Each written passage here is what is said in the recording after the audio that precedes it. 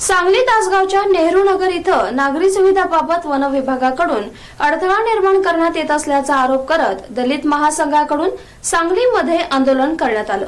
One विभागाच्या आणि one अधिकाऱ्यांच्या विरोधात लोटांगण मोर्चा काढत कारवाई करण्याची मागणी करण्यात आली आहे। तासगाव शहराजवळ असणाऱ्या नेहरू नगर या ठिकाणी दलित वस्ती आहे। मात्र या दलित वस्तीमध्ये गेल्या काही महिन्यांपासून नागरी सुविधांचा मोठा प्रश्न निर्माण झालाय। वन विभागाच्या अखत्यारीमध्ये ही जागा येत असल्यानं या दलित वस्तीसाठी मंजूर असलेल्या गटारी, रस्ते, वीज, पाणी कनेक्शन देण्याबाबत वन विभागाकडून आक्षेप नोंदवण्यात आला आहे, असा आरोप दलित महासंघाकडून करण्यात आला। वन विभागाच्या तासगाव इथल्या एक महिला अधिकारीकडून हा सर्व प्रकार जाणून बुजून करण्यात येत असल्याचा आरोपही दलित महासंघाचे नेते उत्तम मोहिते यांनी केलाय। त्यामुळे दलित वस्तीमध्ये नागरी सुविधा मिळाव्यात आणि संबंधित वन विभागाच्या महिला अधिकारी यांच्यावर कारवाई करण्यात यावी, या मागणीसाठी सांगलीमध्ये आज दलित महासंघाच्या वतीनं आंदोलन करण्यात आलंय। लोटांगण घालत जिल्हाधिकारी कार्यालयावर मोर्चा काढण्यात आला। यावेळी नेहरू नगर इथले नागरिक आणि दलित महासंघाचे कार्यकर्ते या लोटांगण आंदोलनात मोठ्या संख्येनं सहभागी झाले होते। पुष्पराज चौकापासून जिल्हाधिकारी कार्यालयापर्यंत यावेळी लोटांगण घालत विविध मागण्यांचं निवेदन जिल्हाधिकारी यांना देण्यात आलं। संबंधित वन विभागाच्या महिला अधिकारी यांच्यावर कारवाई करून त्या ठिकाणी वर्षानुवर्षे राहणाऱ्या दलित समाजातल्या नागरिकांना नागरी सुविधा मिळाव्यात, अन्यथा या पुढील काळात तीव्र आंदोलन छेडण्यात येईल, असा इशारा दलित महासंघाच्या वतीनं देण्यात आलाय।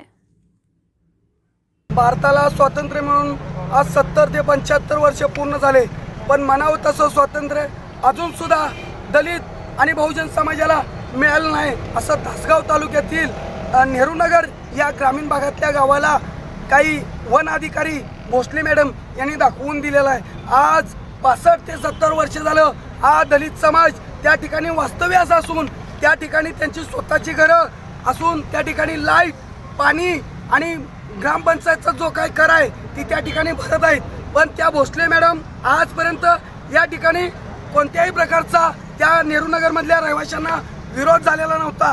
प्रत्येक सुविधा त्यांना मिळत होत्या, पण या भोसले मॅडम आल्यापासून त्यांनी स्मशानभूमीचं काम अडकून पाडलं, तसंच गटारी रस्त्याचं काम अडकून पाडलं, तसेच त्या ठिकाणी त्यांनी शाळा अनेक योजना आणून पाडलेल्या आहेत आणि ग्रामपंचायतीला त्यांनी सांगितलेलं आहे, MSCBला सांगितलेलं आहे, इथून पुढे जर कुणी लाईट कनेक्शन मागितलं आणि कोणती विकास कामं मागितली तर करायचं नाही म्हणून भोसले मॅडम या हिटलरशाही त्या ठिकाणी करत आहेत। काही ठिकाणी परतीच्या पावसामुळं या 65 ते 70 वर्षाची घरं पूर्ण निर्जीव होऊन ती पडली गेली।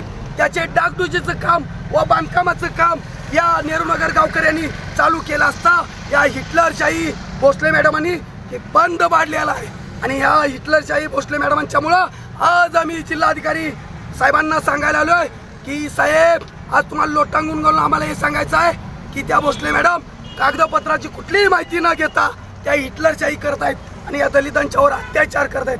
त्यामुळे त्यांच्यावर अट्रॉसिटी ऍक्ट दाखल करा, त्यांना सेवेतनं बडतर्फ करा, त्यांच्या मालमत्तेची चौकशी करा आणि आमची जागा आमच्या नावावर करून द्या आणि आमची बांधकामं 4 दिवसात जर चालू नाही झाली तर दलित महासंघ स्वतः तिथं जाऊन बांधकामं चालू कर, असा इशारा मी जाहीरपणे देतो।